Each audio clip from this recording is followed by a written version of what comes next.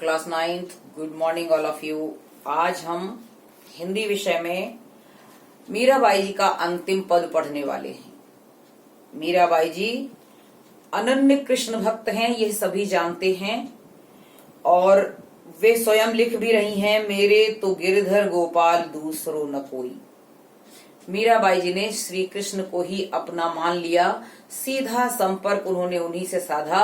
भक्ति केवल वो कृष्ण की ही करती हैं और उन्हीं से अपना एक संबंध मात्र मानती हैं। एकमात्र संबंध उनके नाते रिश्तेदार यदि कोई हैं, कोई भी संबंध किसी प्रकार का है, पति रूप में, इष्ट रूप में, आराध्य रूप में, तो केवल श्री कृष्ण हैं, बाकी उनका कोई नहीं। वो स्वयं लिख रही हैं कि मेरे तो गिरधर गोपाल, गिर को धारण करने वाले, गायों का पालन करने वाले श्री कृष्ण के अलावा दूसरा मेरा कोई भी नहीं है, दूसरों न कोई। अर्थात मेरे तो केवल एक श्री कृष्ण ही है, दूसरा मेरा अन्य कोई भी किसी से रिश्ता नाता नहीं है। जाके सिर मोर मुकुट मेरो पति सोई। अब उनके स्वरूप का वर्णन कर रही हैं कि जिसके सिर पर मोर के पंखों का मुकुट लगा है, मेरा पति वही है। वे उन्हें अपना पति भी स्वीकारती हैं। तात मात भ्रात बंधु आपनो न कोई, और मैंने श्री कृष्ण के अतिरिक्त किसी से कोई रिश्ता नहीं रखा। माता पिता भाई बंधु बांधव मेरा अपना कोई भी नहीं है।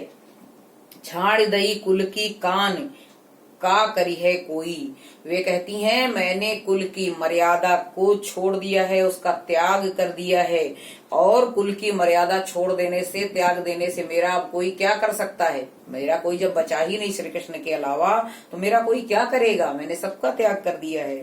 संतन ढिंग बैठ बैठ लोक लाज खोई, और मैंने सच्ची कृष्ण की भक्ति संतों के पास बैठकर प्राप्त की है।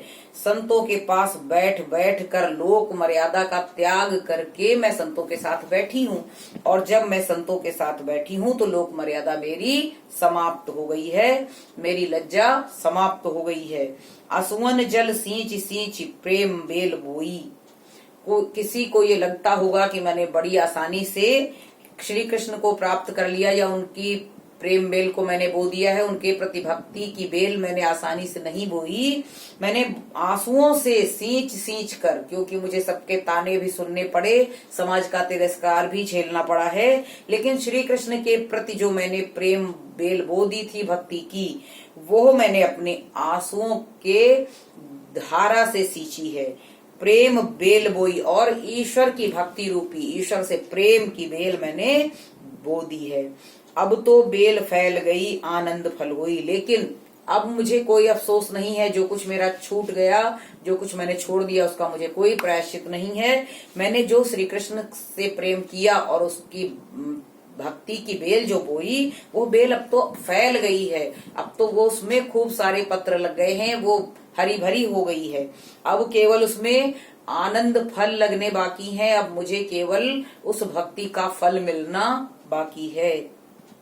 भगत देख राजी हुई जगत देख रोई, और मैं जो भक्ति करता है और भक्त को ही देखकर मैं प्रसन्न होती हूँ, और बाकी इस संसार के व्यर्थ चीजों को देखकर मैं रोती हूँ, क्योंकि मुझे पता है कि भक्ति के अलावा कुछ भी सच्चा और अच्छा नहीं है। इसलिए मैं इस संसार के क्रियाकलाप और सांसारिक लोगों की माया मोह को देखकर रोती हूँ। केवल भक्तों को देखकर ही और भक्ति को देखकर ही मैं प्रसन्न होती हूँ। राजी होने का यही अर्थ है। दासी मीरा लाल गिरधर तारो अब मोही।